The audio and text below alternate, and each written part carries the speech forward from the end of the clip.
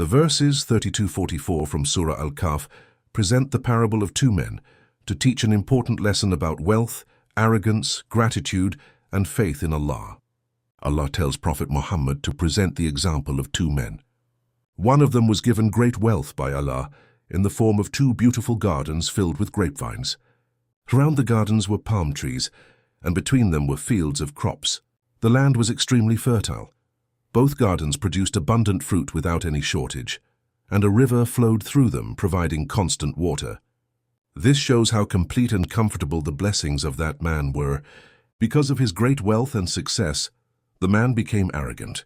While talking to his companion, he proudly claimed that he had more wealth and greater social power, with more supporters and followers. One day he entered his garden while being unjust to himself because of his pride and ingratitude toward Allah. Looking at his prosperous land, he said that he did not think this garden would ever be destroyed. He also expressed doubt about the coming of the Day of Judgment.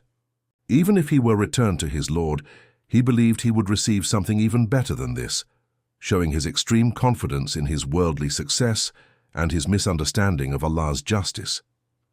His believing companion responded wisely. He reminded him that his attitude was like disbelief in the one who created him.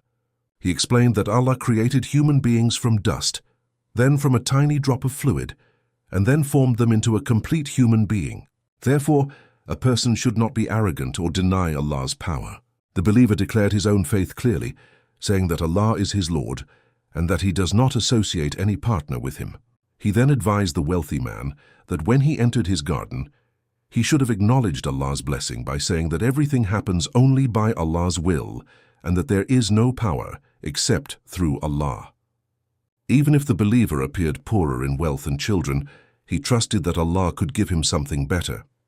He also warned that Allah could easily destroy the garden by sending a disaster from the sky or by causing its water to disappear into the ground so that it would become useless.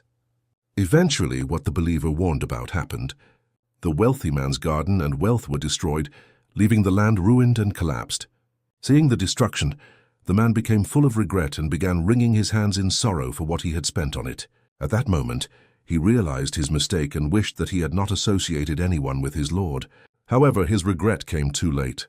None of his supporters or followers could help him, and he could not defend himself from Allah's decree. The lesson concludes by stating that true protection and authority belong only to Allah, the True One. He is the best in giving reward and the best in determining the final outcome. This parable teaches that worldly wealth is temporary and can disappear at any time. But faith, humility, and gratitude to Allah are what truly lead to success.